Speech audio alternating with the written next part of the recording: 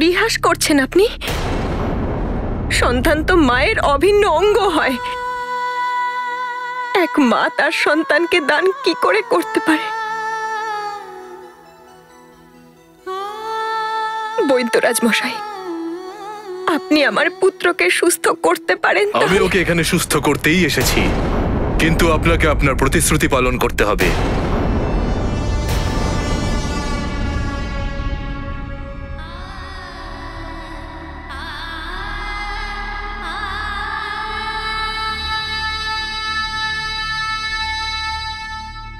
আমার পুত্রের দশা দেখতে পাচ্ছেন আপনি?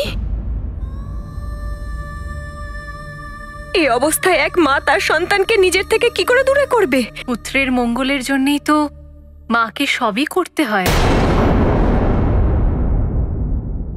শুল্ক দেওয়ার প্রতিশ্রুতি আমরা অবশ্যই দিয়েছিলাম। আপনার চিকিৎসার জন্য যা শুল্ক প্রয়োজন আপনি নিয়ে নিন বৈদ্যমশাই।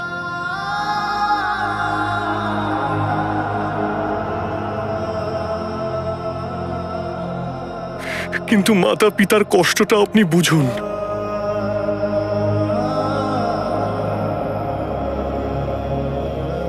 যদি আপনি হনুমানের চিকিৎসা করতে চান তাহলে এখানেই করুন। প্রতিশ্রুতি দিয়েছিলেন আপনি,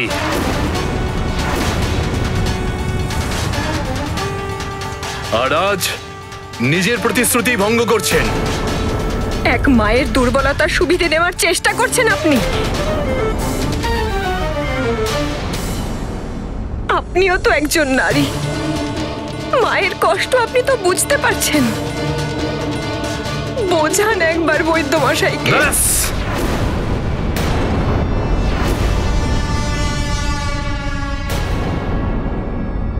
অনেক সহ্য করেছি আমি নিজের অপমান।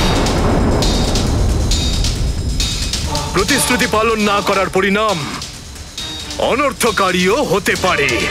পরিণাম যাই হোক না কেন, আমি আমার পুত্রকে নিজের থেকে দূরে করব না। প্রতিশ্রুতি দেওয়াই উচিত নয় যদি আপনি তা পালন না করতে পারেন।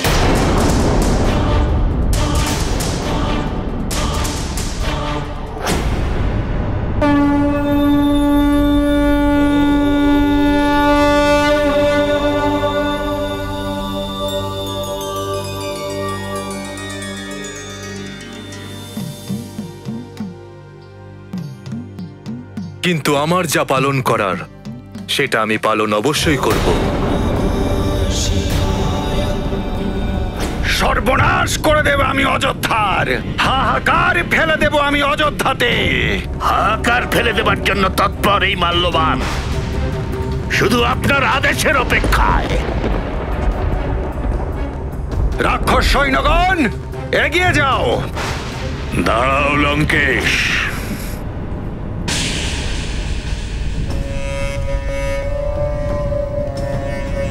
গুরুদেব প্রণাম। গুরুদেব প্রণাম। গুরুদেব সঠিক সময়ে আপনি এসেছেন। বিজয়ী হওয়ার আশীর্বাদ করুন। লঙ্কেশ, তুমি বিজয়ের দিকে নয় বিনাশের দিকে এগোচ্ছ। বিনাশ তো অবশ্যই হবে গুরুদেব, তবে আপনার শিষ্য এই রাবণের নয়, ওই নররূপী নারায়ণের। তুমি হয়তো ভুলে গেছো ঋষি অরণ্যের অভিশাপ। তোমার কি স্মরণে নেই নাকি যে অযোধ্যাতে যদি পা রাখো সেই অভিশাপের কারণে তোমার বিনাশ ঘটবে? সঠিকই বলেছেন আপনি গুরুদেব, কিন্তু ওই নররূপী নারায়ণের বিনাশ তো আবশ্যক।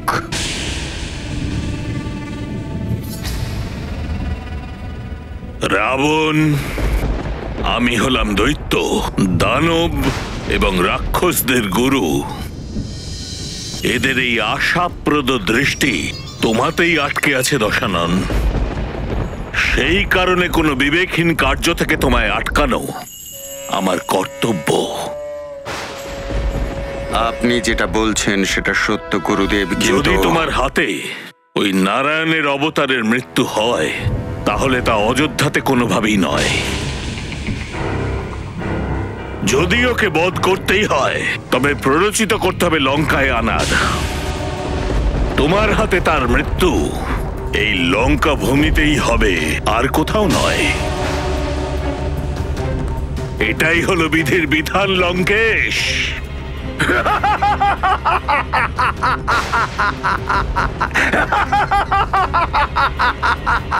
সত্যি বলেছেন আপনি গুরুদেব। আমি তো এই মুহূর্ত থেকেই দেখতে পাচ্ছি ওই নররূপী নারায়ণ আর ওর ভাই মৃত পড়ে রয়েছে এই লঙ্কার ভূমিতে।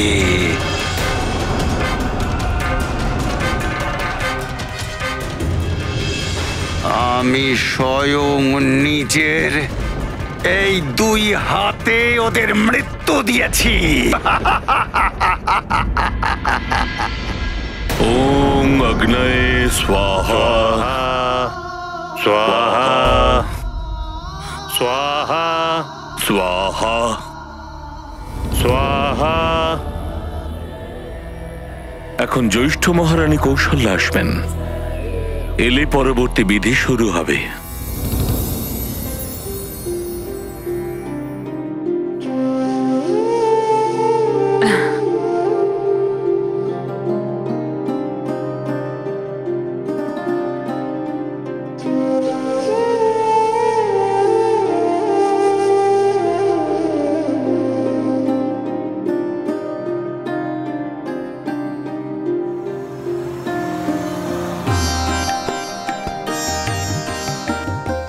আপনাকে যজ্ঞের জন্য ডাকছে বড় রানী।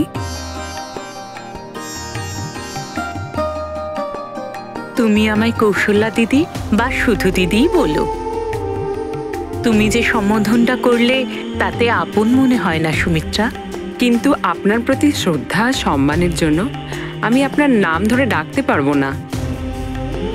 তোমার শ্রদ্ধাভাবের সাথে আমি পরিচিত সুমিত্রা।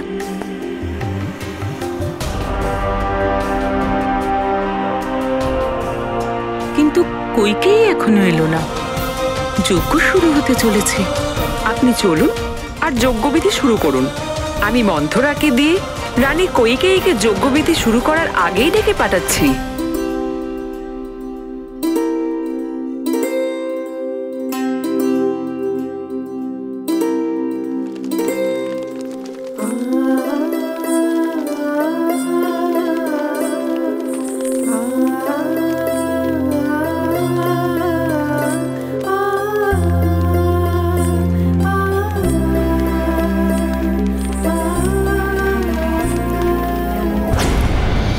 জয় লঙ্কেশ, প্রণাম দৈত্যগুরু। দূত,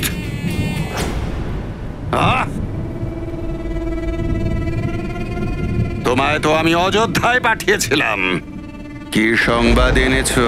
লঙ্কেশ, অযোধ্যাতে সমস্ত সূর্যবংশীরা নিরতি যজ্ঞ করছে। ওরা শপথ নিয়েছে যতদিন যজ্ঞ চলবে কোনো সূর্যবংশী অস্ত্র ধারণ করবে না।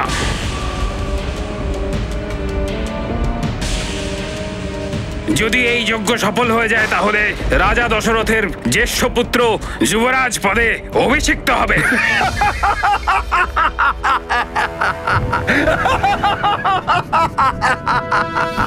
প্রসন্ন করে দিয়েছ তুমি এই রাবণকে।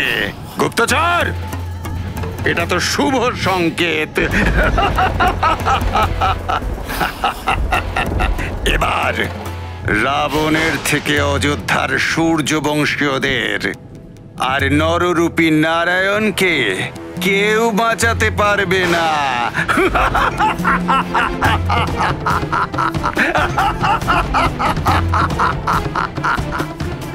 পিশাচ রাজ কোথায় সে? পিশাচ রাজকে পাঠাবো আমি অযোধ্যা নগরীতে যজ্ঞ অসফল করে দেওয়ার জন্যে, সূর্যবংশীয়দের বধ করবার জন্যে।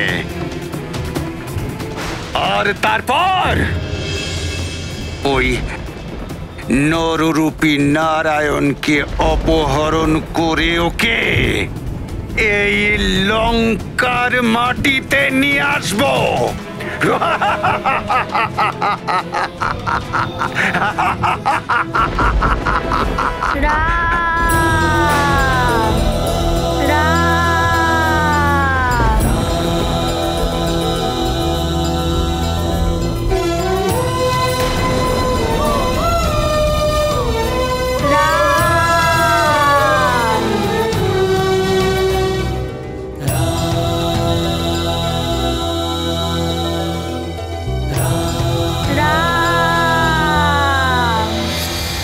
নারায়ণের অবতারের সন্ধান পেয়ে রাবণ তো অন্যান্য বালকদের হত্যা করা বন্ধ করেছে, কিন্তু এখন অযোধ্যায় আক্রমণ করার জন্য নিজের বিশেষ রাক্ষস দলকে সেখানে পাঠাচ্ছে। হ্যাঁ মহেশ্বর, অযোধ্যাতে তো সবাই নিরুতি যজ্ঞের জন্য অস্ত্র গ্রহণ না করার শপথ নিয়েছে।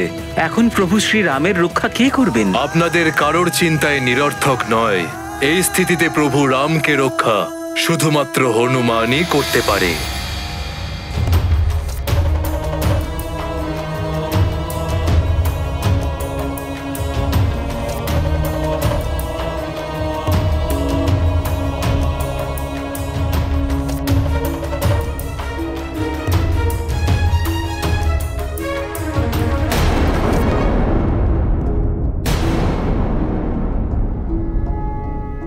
রাম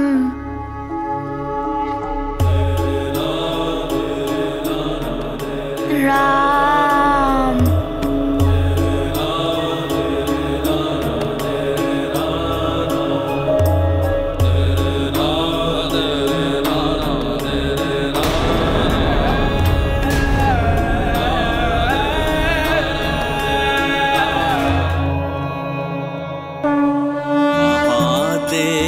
बन गए हैं वाहन, रुद्र करें रुद्रांश को वहन।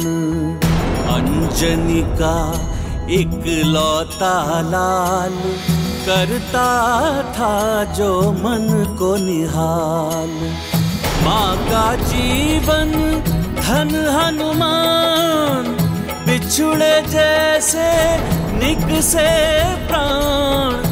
माँ के अश्रु हो रहे व्यर्थ, हनुमत को बस राम से শুনবে সকলে, সিদ্ধান্ত তোমার। এ কথা হলো মন্থরার। মহারানী কৈকেয়ী, যজ্ঞে কতজন অতিথি উপস্থিত থাকবেন? একটু তো সাজগোজ করে নেবে। হ্যাঁ রানীমা, বড় রানীমা এই বস্ত্র আর অলংকার পাঠিয়েছে আপনার জন্য। আজকের কথা মাথায় রেখে শুধুমাত্র আপনার জন্যই তো বিশেষভাবে বানানো হয়েছে। আপনাকে খুব সুন্দর দেখাবে। সুন্দরতা দিয়ে আমি কি করব? আমার রাম ও তো উদাস, আর যতক্ষণ রাম উদাস থাকবে আমার মন কিভাবে সাজসজ্জা করতে চাইবে? কিন্তু মহারানী কৈকেয়ী এইভাবে পুরানো বস্ত্র পরিধান করে রাজাধিরাজের সামনে। আমি এইভাবেই ভালো আছি। সেবিকারা, এই সাজসজ্জার জিনিসপত্র তোমরা সব নিয়ে যাও। কিন্তু আমি বড় রানীমাকে কি উত্তর দেব? ওনাকে উত্তর আমি দিয়ে দেব। যাও এখান থেকে।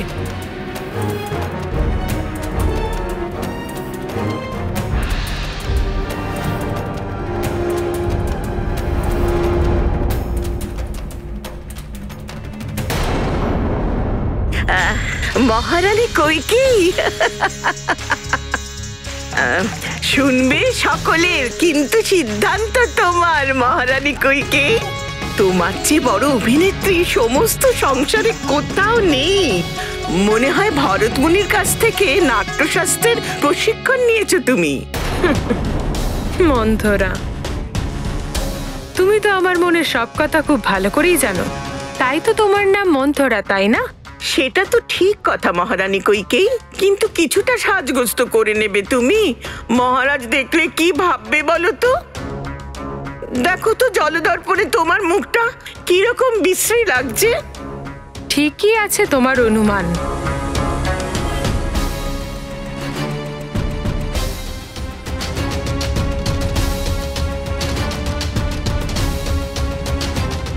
আমাদের ভালোর জন্য এই যজ্ঞ বন্ধ করা খুবই দরকার।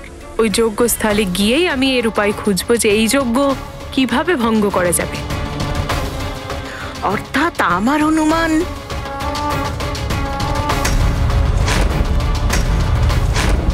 এখনো কামিনী, দেখতে কুৎসিত, উদাসীন লাগছে আমাকে।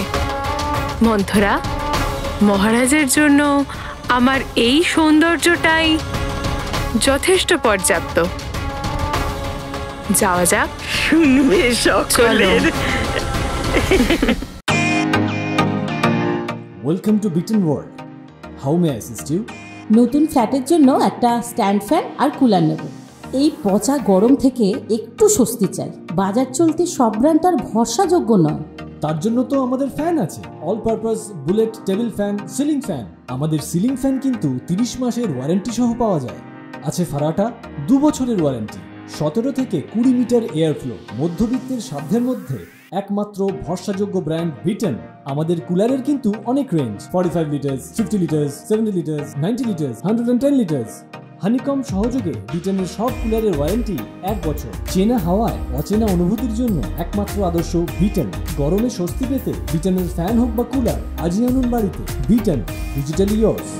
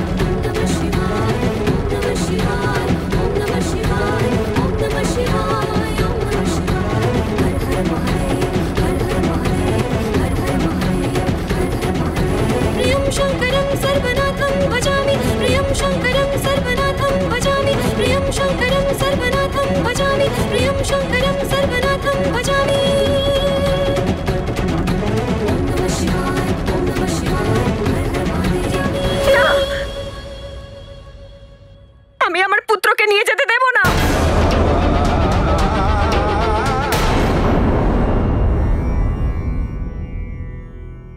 যে রীতি নেওয়া হলো তার প্রভাব খুব পুণ্যের। জীবনের পথ নিষ্কণ্টক হবে। সূর্যদেবের মতন সুখ্যাতি বিস্তৃত হবে। সূর্যবংশীয় শিরোমণি বলবে, এই যজ্ঞ রামের যুবরাজ হওয়ার ক্ষেত্রে অত্যন্ত আবশ্যক।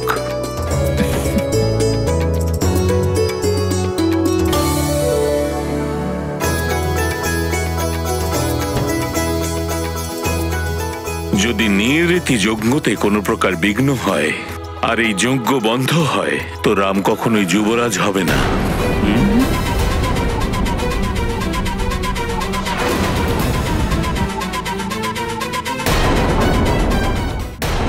দেখেছ, বড় রানী হবার সুযোগ সুবিধা আর কতদিন পাবে কৌশল্যা? হ্যাঁ, স্বাহা স্বাহা স্বাহা স্বাহা স্বাহা স্বাহা। কিভাবে বসে আছে দেখেছো মহারাজের সাথে? শুনবে সকলের, সিদ্ধান্ত তোমার। এ কথাই হলো মন্থরার। আজ বড় রানী বলেই কৌশল্যা সমস্ত সুযোগ নিচ্ছে, কাল ওর পুত্র সমস্ত সুযোগ নেবে। কিন্তু দেখতে গেলে ও সবার চেয়ে বড়, রাজার বড় রানী, সেটা তো মানতে হবে। কি সব বাজে কথা বলছো তুমি মন্থরা? এত ভাবা বন্ধ করো। শুনবে সকলের, সিদ্ধান্ত তোমার। এই কথাই হলো মন্থরার।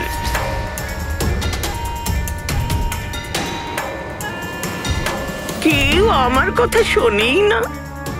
কিন্তু মন্থরার মন্ত্র তো সর্বদাই এই বলে যে এই যজ্ঞ তো থামাতেই হবে। শুনবে সকলের, সিদ্ধান্ত তোমার।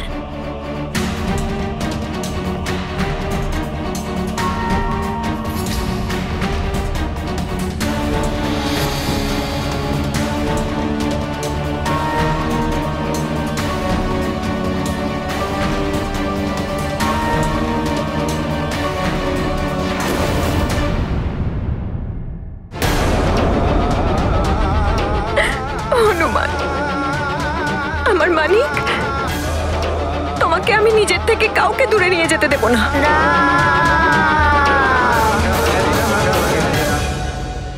আমি জানি তুমিও তোমার মাকে ছেড়ে থাকতে পারবে না। বলে দাও ওনাদের যে আমি যাব না আমার মাকে ছেড়ে।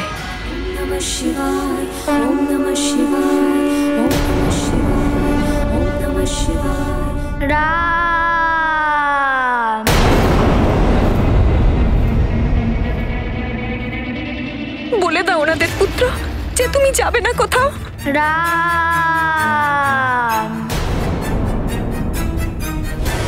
মহারানী, নিজের প্রতিশ্রুতি পালন করুন, যেতে দিন আমাদের সাথে হনুমানকে। কি করে যেতে দেব? ওর অবস্থা তো দেখুন। এক তো অবোধ বালক, তার উপর ওর শরীরটাও ভালো নেই। ও তো এটাও জানে না যে ও সর্বদার জন্য আমাদের থেকে দূরে যাচ্ছে। বৈদ্যরাজ, যদি কয়েকদিনের কথা হতো তাহলে কোনো ব্যাপার ছিল না, কিন্তু চিরকালের জন্য আমরা আমাদের হনুমানকে ছাড়া থাকতে পারবো না। ব্যাস,